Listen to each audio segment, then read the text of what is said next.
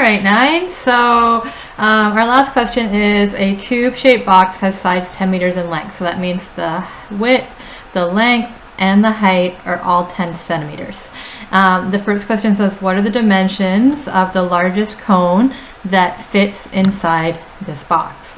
So if we wanted the cone to fit inside the box, and the largest one would be the same height as the box, which would be 10 centimeters. So we would know that our height was 10 centimeters. And then if the cone fits exactly inside of the box, then we know that the diameter would also be 10 centimeters, which would mean that the radius would be half the diameter, or 5 centimeters.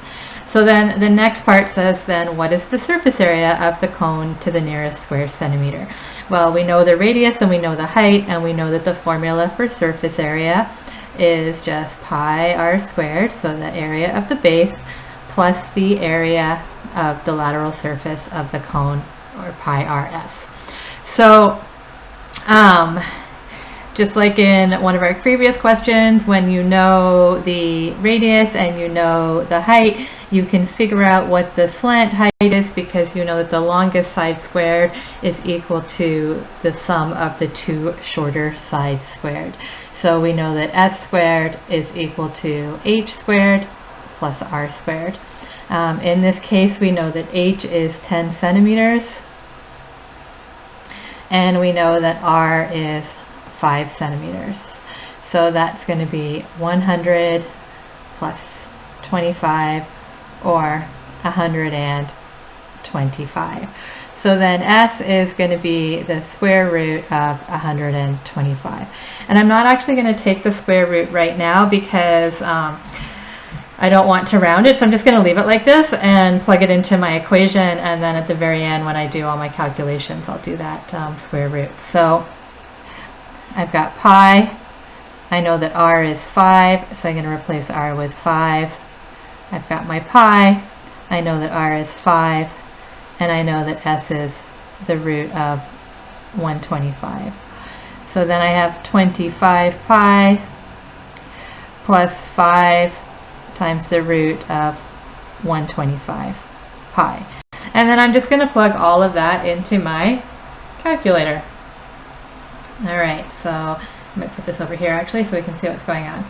So I'm going to do 25 times pi, so 25 times pi, plus 5 times the square root of 125, so the second function.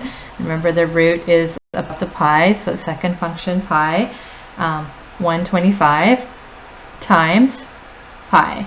And so now that I've done 25 times pi plus 5 times the square root of 125 times pi, I get 254.2. So 254.2 centimeters squared. And one thing I actually want to point out here is that if we just take a quick look for rounding, because some of you had a little bit of trouble with this on your test. So, oh, actually, sorry, it says the cone to the nearest square centimeter. So I'm actually, this is the centimeters, so that's where I need to round it to. So what you do when you're rounding, all right, is you take a look at the number, this number here. So this is a number that you don't know what you want to write. Do we want to write a 4 or do we want to write a 5? So in this case, when I look at it, I always look at the number right after. Okay? If the number after the 4 is less than 5, then the 4 stays. So in this case, 2 is less than 5. So when I'm rounding, it becomes 254 centimeters squared. If the number after had been 5 or more, then I would change my 4 to a 5. Hope that helps.